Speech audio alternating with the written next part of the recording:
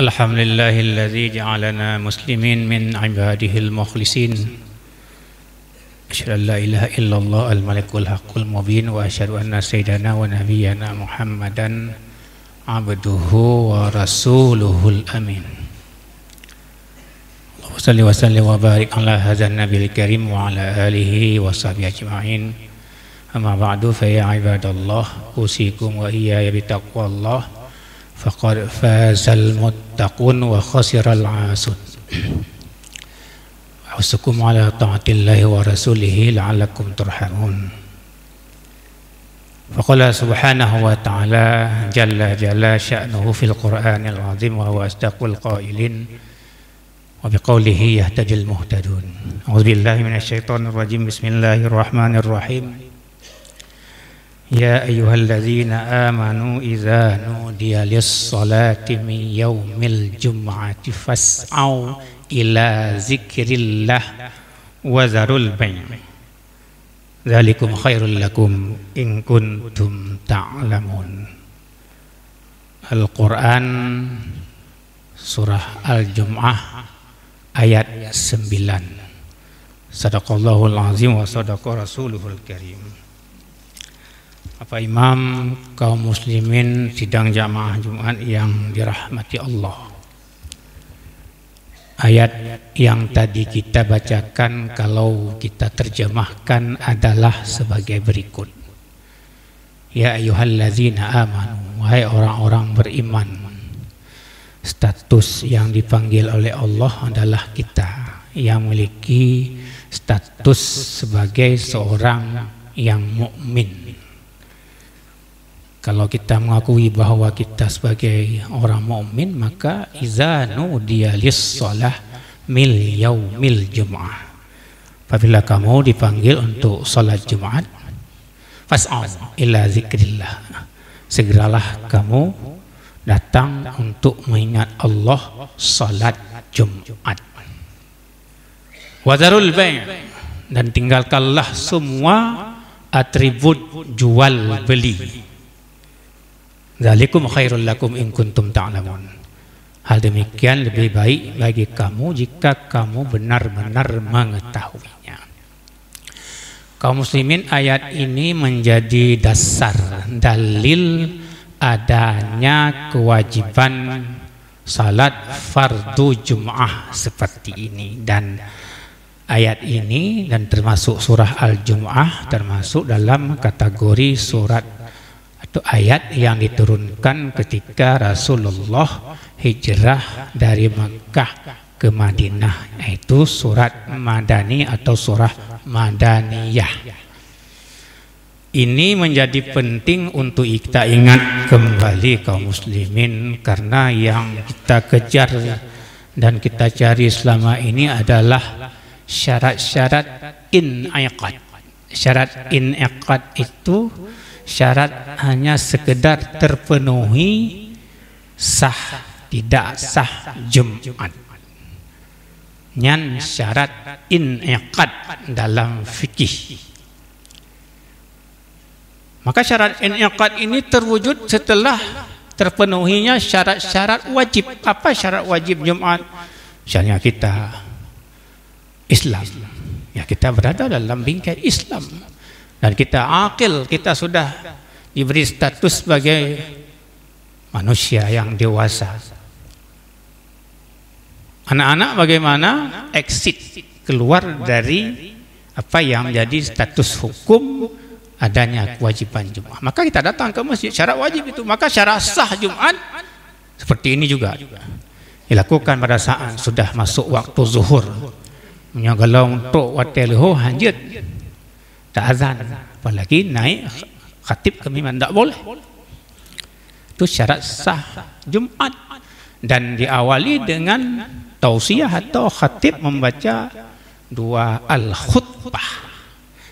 Kapan selesai? Setelah selesai, setelah imam salam ke kanan, salam ke kiri. Selesailah seluruh syarat-syarat sah Jumat. Itu syarat inaqad. Maka kalau ini yang kita kejar kaum muslimin, faqura'u bil ghiyan, kita hanya sekedar dapat yang sekedar itu saja, maka baginda Rasulullah mendorong, mengajak kita sebagai umatnya, jangan hanya syarat inaqad umatku, carilah syarat afdaliyah. Apa syarat afdaliyah? Ada nilai-nilai tambah, nilai-nilai plus, nilai-nilai fadilah, nilai-nilai keutamaan di dalam kita menghadapi hari Jum'ah yang penuh berkah. Jadi hari Jum'ah berkah itu tidak hanya pada label-label Jum'ah berkah, bukan seperti itu. Kata baginda Rasulullah, fihi sa'atun la yuwafiquha 'abdun muslimun.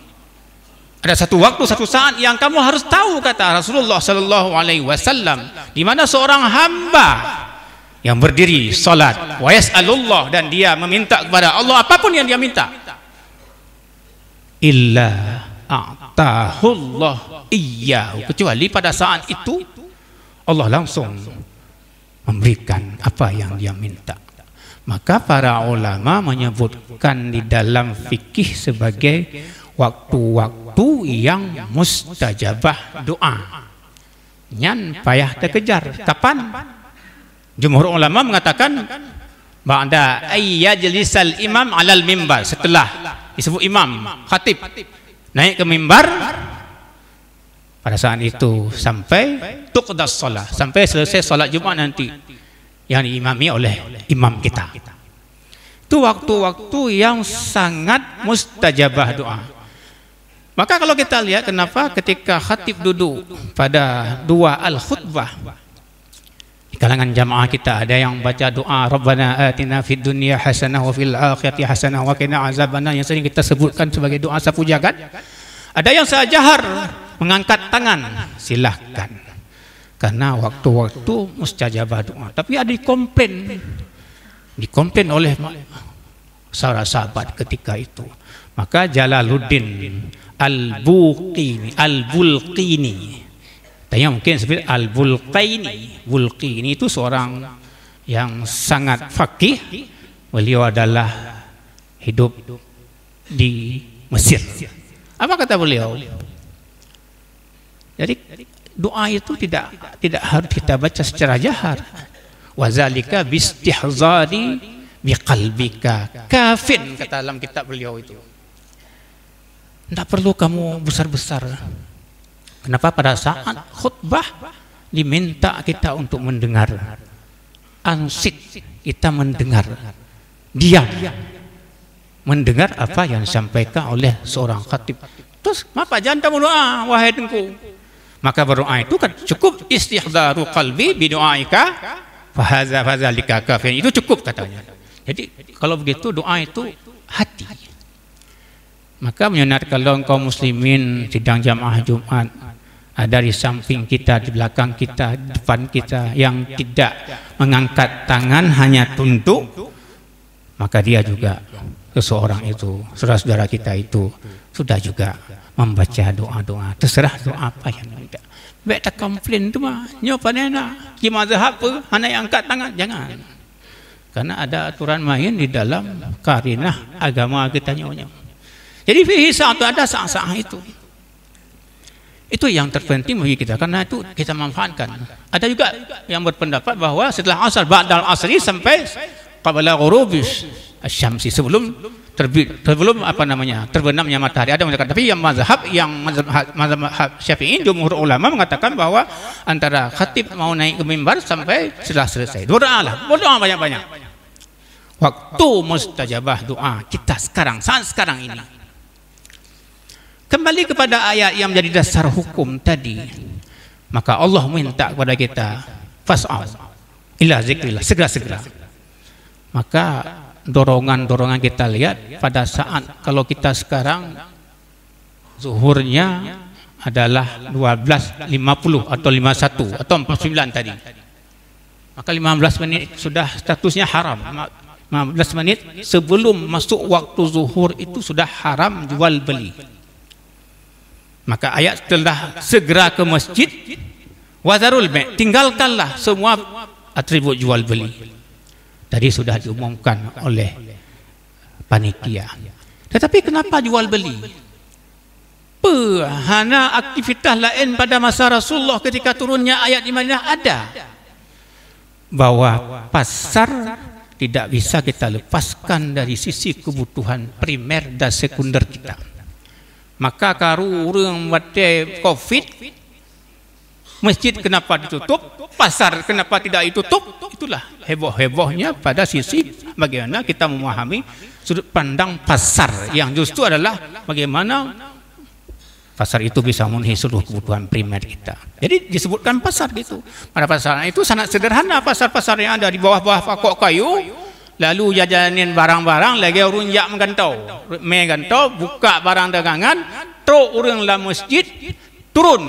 Bandi kalau ramai tak turun, maka ketika itu maka tengah seorang sahabat sedang berkhutbah, sedang baginda Rasulullah sedang berkhutbah, turun bandi kalau ramai tak barang-barang baru truk yang ada. Itulah sebabnya datang dan turunnya asbabun nuzul ayat ini.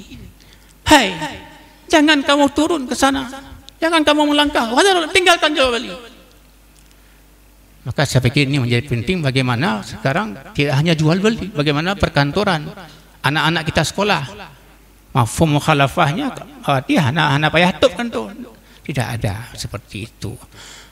Lil wasail hukmul maqasid, dalam kaidah fiqhiyah itu sarana itulah yang tujuan.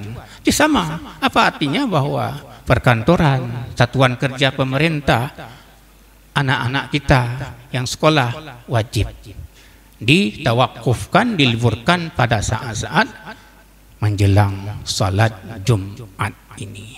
Itulah prinsip-prinsip hukum yang jangan kita abaikan. Jadi kembali kaum muslimin sidang jamaah yang dirahmati Allah, bagaimana syarat afdaliyah kita dapatkan dari sisi Jumat, bahwa perilaku ekonomi kita tetap berjalan, tapi syarat afdaliyah jangan datang pada saat setelah khatib naik ke mimbar, karena itu merugikan kita. Mampu sah Jumat sah, tapi hanya syarat in'iqad, kecuali kalau kita memang diberikan hak memang pada uzur syar'i. Sama dengan urinong tayo, orang-orang perempuan kenapa tidak diwajibkan Jum'ah? Karena memang Rasulullah mengeksepsionakan, menistisnakan beberapa golongan. Pertama adalah apa yang disebut Amr bin Mamluk, anak-anak, artinya hamba saya itu budak. Sekarang ini kan tidak ada lagi istilah budak. Yang kedua imratun, urino. Yang ketiga sabiyun, anak-anak. Dan yang keempat adalah orang sakit. Tapi sakit jangan kita buat-buat. Flu, pilek-pilek sedikit itu bukan uzur syar'i. Ya? Sakit yang kita perkirakan itu tidak bisa kita jangkau Masjid Al-A'la seperti ini. Yang kedua hikmah dari tidak diwajibkan perempuan untuk salat Jumat, karena akan menimbulkan fitnah kubra, fitnah yang sangat besar.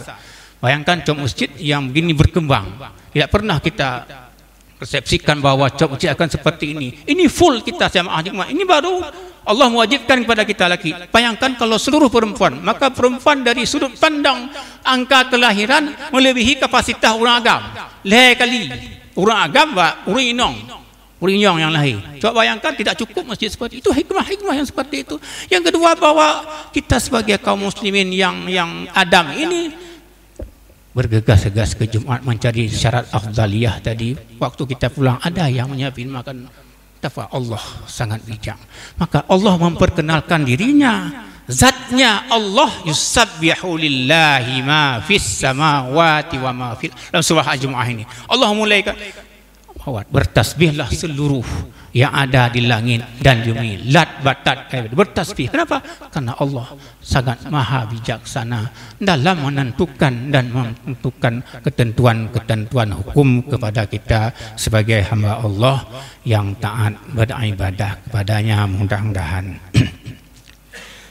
Alhamdulillahilladzi ja'alana muslimin min ibadihil mukhlisin.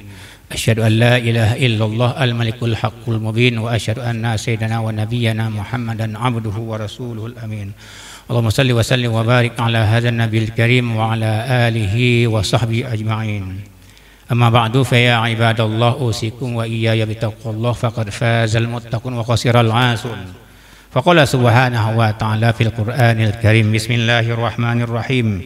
يا أيها الذين آمنوا إذا نودي للصلاة من يوم الجمعة فاسعوا إلى ذكر الله وذروا البيع ذلكم خير لكم إن كنتم تعلمون. بارك الله لي ولكم في القرآن العظيم ونفعني وإياكم بما فيه من الآيات وذكر الحكيم وتقبل مني ومنكم تلاوته إنه هو الغفور الرحيم.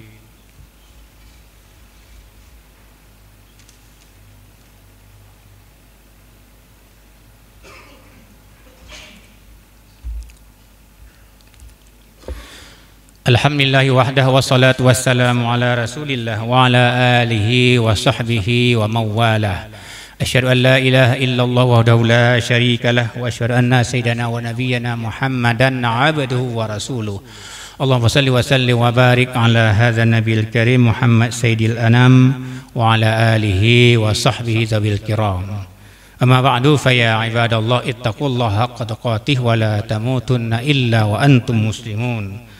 فقال سبحانه وتعالى إن الله ملائكته يصلون على النبي يا أيها الذين آمنوا صلوا عليه وسلموا تسليما اللهم اغفر للمسلمين والمسلمات والمؤمنين والمؤمنات الأحياء منهم والأموات إنك سميع قريب ومجيب الدعوات ويا قاضي الحاجات ربنا ظلمنا أنفسنا وإن لم تغفر لنا وترحمنا لنكونن من الخاسرين ربنا آتنا في الدنيا حسنة وفي الآخرة حسنة وقنا عذاب النار والحمد لله رب العالمين ولذكر الله أكبر والله يعلم ما تصنعون.